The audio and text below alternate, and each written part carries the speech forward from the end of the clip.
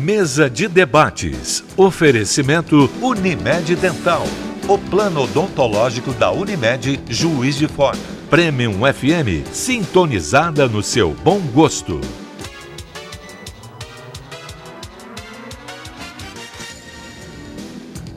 Olá, hoje é sexta-feira, dia 28 de setembro. Está começando mais uma mesa de debates aqui pela TVE Juiz de Fora, terminando mais uma semana. Então eu gostaria de agradecer a você que acompanhou o nosso programa durante todos esses dias. Para a gente é um prazer imenso, uma honra estar com você aí na sua casa. Nosso muito obrigado. Hoje, é sexta-feira, é um dia mais que especial, dia em que se comemora o aniversário da nossa querida, a chefa, doutora Jane Aragão. Nossos parabéns a você, muitos anos de vida, muitos anos ainda de Sircom pra gente. Muito obrigado, viu? Hoje a gente adianta as comemorações do Dia Mundial do Coração, que é celebrado amanhã. E vamos conversar também sobre uma plataforma de treinamento para pessoas e empresas desenvolvida aqui pelo Grupo Sircom. Agora eu apresento para vocês os nossos debatedores do programa de hoje. Bom dia, Cirilo. Tudo bem? Bom dia, Caio. Bom dia, telespectadores. É um prazer estar aqui novamente. O prazer é nosso. Bom dia, Hussein. Tudo bom? Bom dia, tudo ótimo. Bom dia, telespectadores. Como foi a semana? Foi tranquilo? Tudo ótimo, graças a Deus. Muito bem. Perfeito, então. Obrigado. Bom, agora eu apresento para vocês os nossos convidados do programa de hoje. A gente recebe o cardiologista José Dontes. Bom dia. Bom dia a todos. É uma alegria, um prazer estar aqui com vocês novamente. Prazer é nosso. E a gente recebe também o gerente comercial aqui do Grupo Sircom, Ronald Platz. Bom dia. Bom dia, Caio. Bom dia aos debatedores. Bom dia, doutor. Bom dia ao pessoal de casa. Vamos fazer uma mesa hoje bem bacana, com bastante conteúdo. Com certeza. Bom, desde 2000, o dia 29 de setembro ficou definido como a data que alerta a população sobre o perigo das doenças que afetam o nosso coração. A doença cardíaca, juntamente com o acidente vascular cerebral, são as principais causas de morte no mundo, ultrapassando 17 milhões por ano.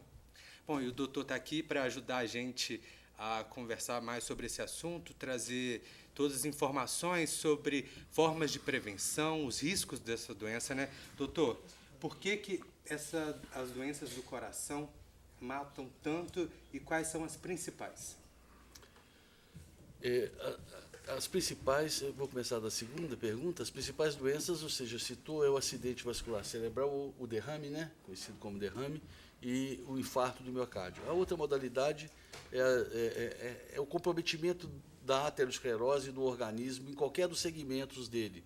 Por exemplo, doença renal, aterosclerótica, a doença vascular periférica, mas as mais comuns são o acidente vascular cerebral e a doença coronariana, que provocam o infarto do miocárdio.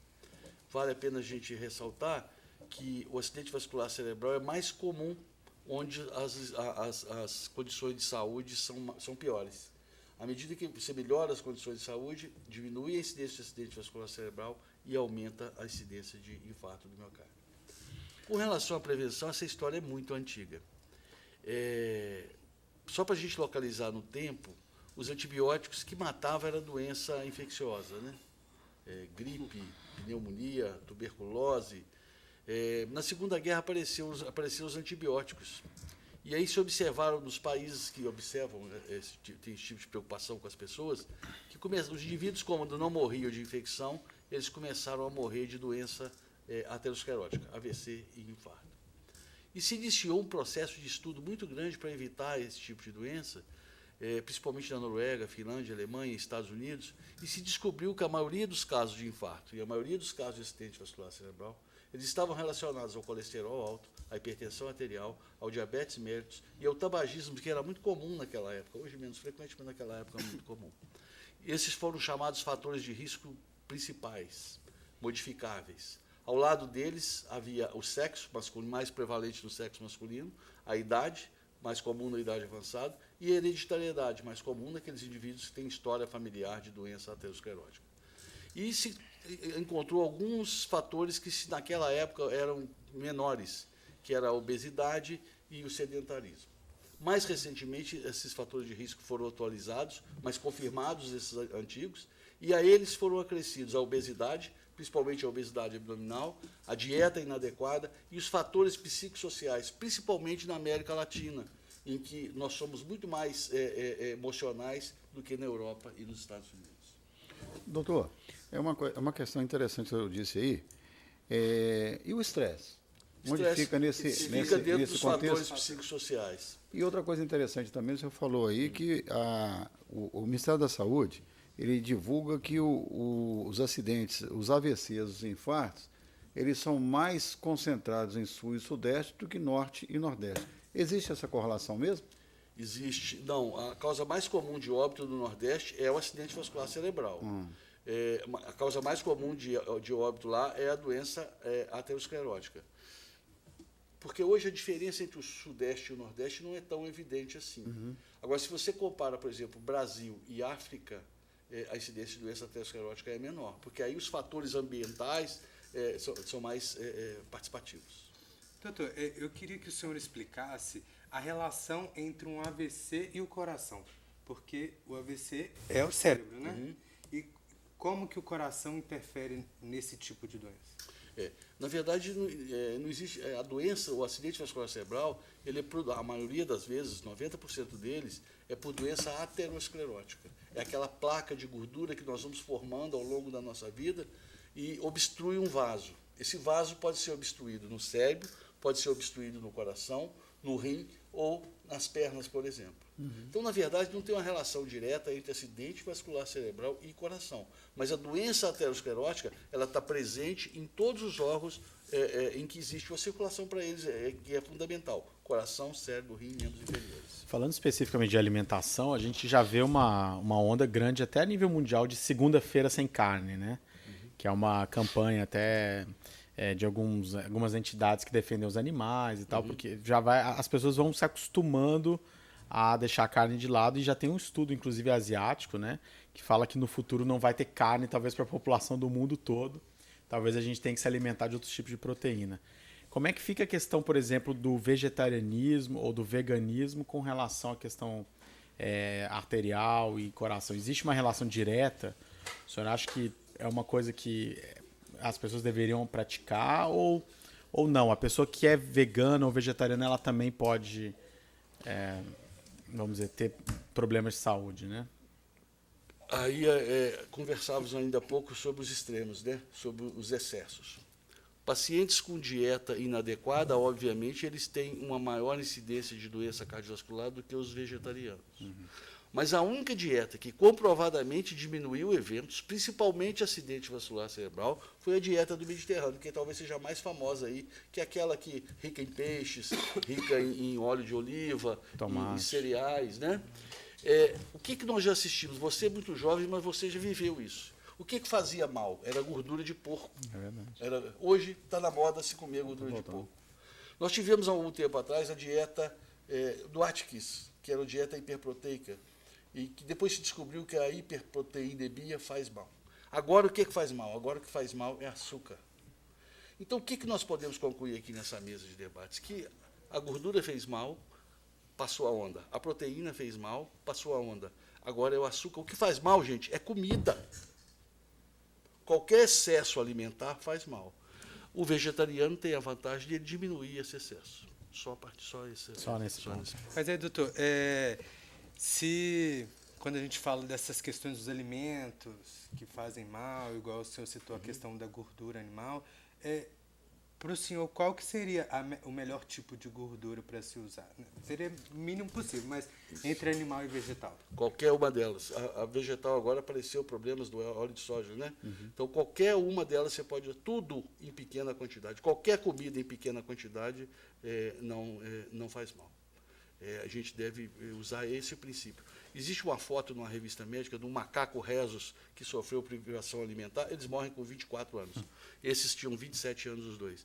Aquele que sofreu privação alimentar, ele tinha um aspecto do pelo do macaco. Essa figura marcou a minha vida. Embora talvez eu não tenha... não sei se eu vou saber expressar. Aquele macaco que comeu menos, ele tinha um aspecto melhor na velhice. Então já fica a primeira dica para a gente ir para o intervalo. A gente agora vai para o primeiro intervalo do nosso programa de hoje, mas a gente continua fazendo nossa consulta do coração aqui com o doutor. É rapidinho.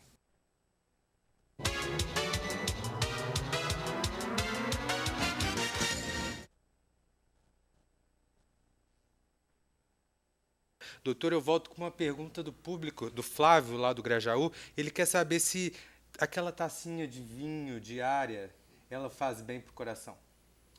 Faz. O álcool em pequenas quantidades ele é tido como benéfico para o coração. Existem os trabalhos com vinho são assim, os mais evidentes, né? São os mais abundantes. Mas existem pequenos estudos com cerveja. E em Minas Gerais parece que tem um estudo com a cachaça na Universidade Federal de Minas Gerais. Mas do ponto de vista médico, a gente não recomenda álcool como prevenção. Se você gosta de fazer uso da bebida alcoólica, você tem que ter para você que em pequenas quantidades ele faz bem. Mas como prevenção, a gente não recomenda, entendeu? Você vai tomar vinho a partir de hoje para você não ter doença cardiovascular. Doutor, mas é pequena quantidade ingerida, não é colocar num pequeno recipiente. Não. A quantidade que se admite meia garrafa de vinho, 2 taças por dia, no máximo, uma garrafa de cerveja ou uma dose de bebida destilada. Eu só lembro aquele pessoal que ninguém, de um modo geral, a gente não bebe durante o dia da semana, né? Mas você não pode guardar tudo para um dia só. Compensar. Se o senhor me permite, me parece que a substância é o resveratrol, né? Resveratrol, O resveratrol é presente na champanhe também. Champanhe também. E na Mas champanhe menos, sem álcool mas também. menos. Então a pessoa que não bebe, vamos supor, o telespectador que, por exemplo, por confissão não bebe, pode tomar champanhe, não é isso? Pode. E tem o suco de uva, né? Mas, Suco de uva tem resveratrol. Agora, o efeito benéfico do vinho, 75% dele é dado pelo álcool. Né? Existe uma corrente da qual eu participo em que a leveza da pessoa que tem o hábito de sentar e tomar uma taça de vinho é muito mais importante do que a taça de vinho.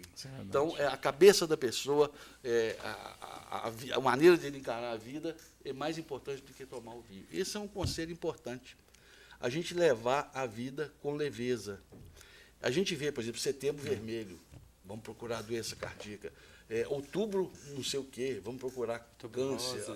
Não sei o quê, suicídio. Novembro Azul, Eu queria lançar o Janeiro Branco. Já tem o Janeiro Já Branco? tem o Janeiro Branco? É o Janeiro que é branco? Nada. Para a gente levar a vida e curtir a nossa vida. Domênico De Masi, cultura do ócio. Isso mesmo. Doutor, é muito interessante o que o senhor falou. Recentemente eu estive em Montevidéu e eu pude observar que há uma restrição muito ao consumo de sódio.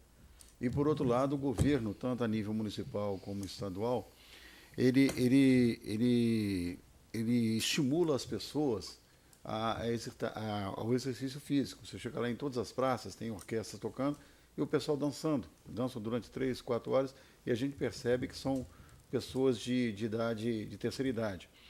Por isso eu lhe pergunto, a questão do sedentarismo nas pessoas de terceira idade, a questão do inverno e a questão da importância de uma vacinação contra a gripe, isso tem impacto na questão cardiológica? Na questão cardíaca? Eu vou ver se eu consigo responder todos. Primeiro, a vacinação. A vacinação faz parte de medidas de prevenção cardiovascular. Todo o processo inflamatório, qualquer que seja ele, pneumonia, gripe, qualquer inflamação, essa inflamação é em todo o organismo e pega os vasos sanguíneos e pode desencadear fenômenos isquêmicos. É muito mais comum o sujeito gripado ter infarto do que o não gripado. Aumenta o número de internações por infarto, diminui, o número de internações por infarto após essas campanhas de vacinação. A outra coisa que você falou é o sedentarismo. Aonde você vê o sedentarismo é ruim para tudo. O hábito de caminhar, ele melhora a maioria das doenças que nós temos, né? Falávamos sobre hereditariedade, olha que coisa curiosa. Na nossa cabeça, talvez o câncer seja onde a gente mais pensa. Minha mãe já teve, meu pai já teve câncer. 10% do câncer é provocado pela genética. Hoje em dia, o que manda na medicina? A epigenética. O que é epigenética?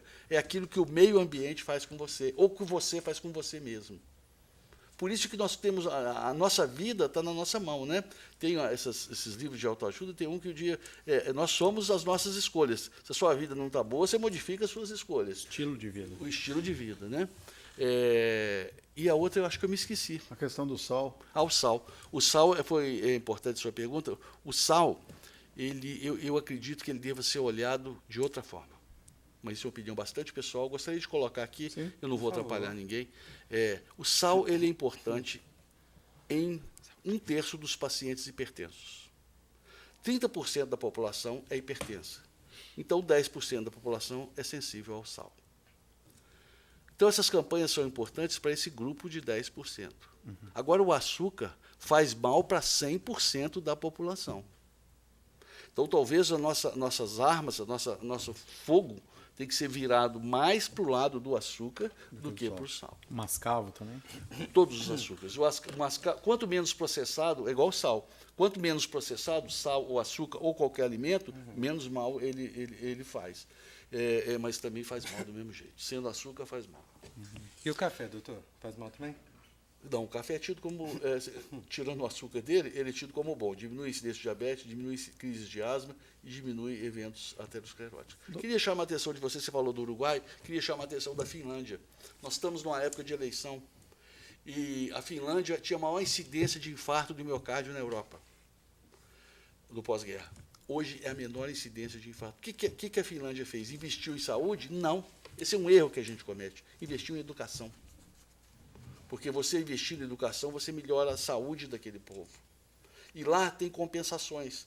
Por exemplo, você é estimulado com redução de impostos por praticar atividade física, por não fumar e etc. Que massa.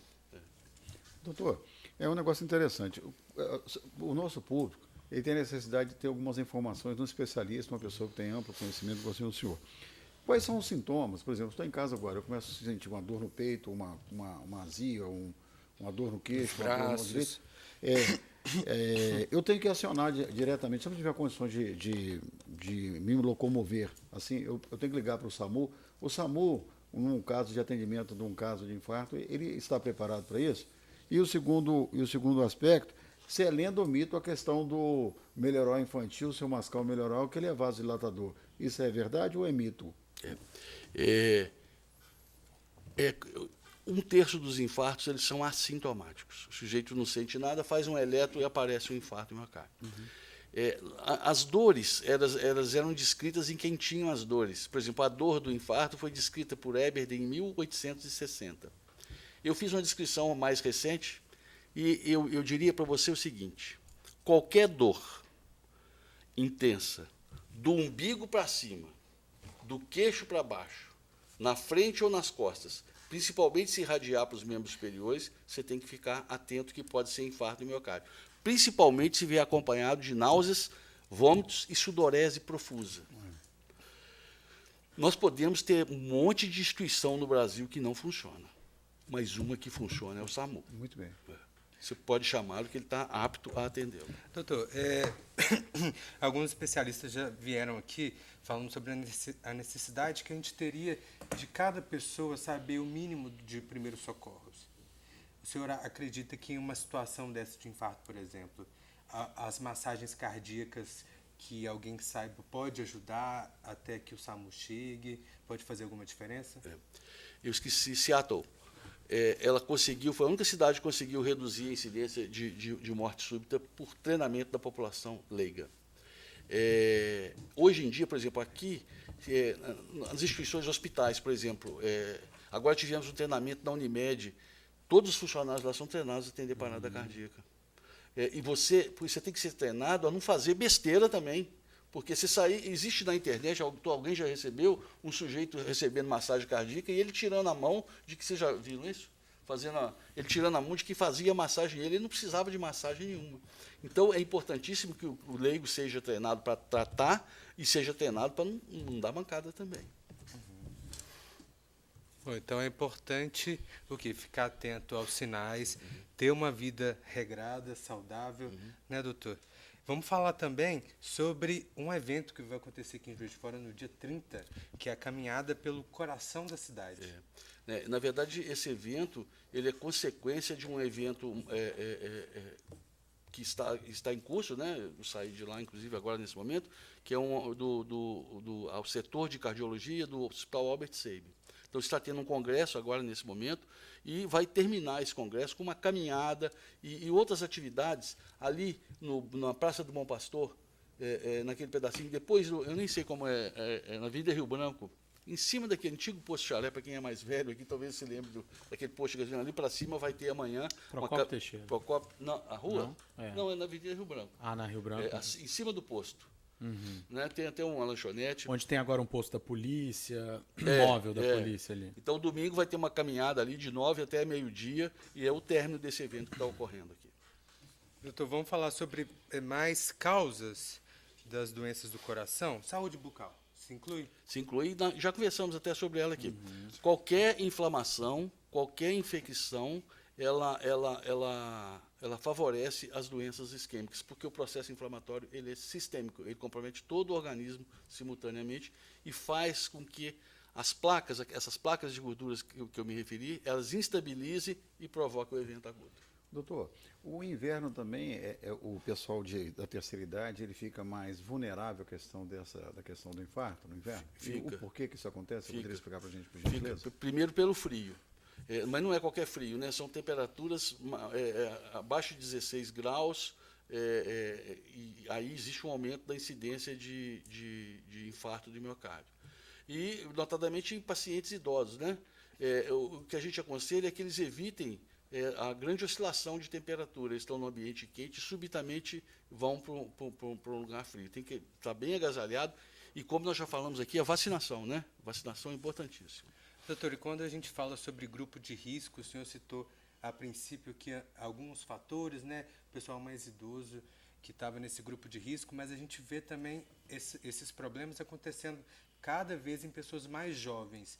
Por que isso acontece e se essas pessoas elas correm um risco maior? Na verdade, não. Tem ocorrido mais frequentemente doença isquêmica em pacientes mais jovens, e aí tem hábitos de vida inadequados normalmente, né? Ou o indivíduo tem uma doença genética qualquer, que favorece a hipercoagulação do sangue, ou ele tem hábitos de vida inadequados, como cigarro, drogas, né? Essas drogas do tipo cocaína, o crack, elas provocam uma descarga de adrenalina maciça no organismo, e o indivíduo, e é frequente isso, quando ele morre de overdose, ele tem um infarto, às vezes até com a coronária normal. Mas continua sendo maior incidência nas faixas etárias acima de 50 anos de idade.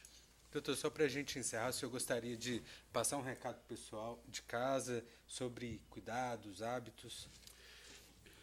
Você é responsável por aquilo que você é, né? E nós temos aqui algumas ferramentas, que é tratar a pressão, tratar o diabetes, não fumar, manter uma atividade física, uma dieta adequada, que é uma opção que cada um de nós pode abraçar.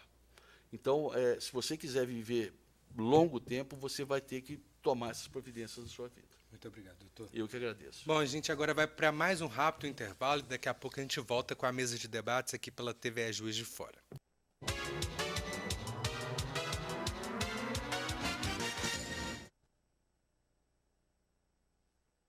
Mesa de debates. Oferecimento Unimed Dental. O plano odontológico da Unimed Juiz de Fora. Premium FM, sintonizada no seu bom gosto.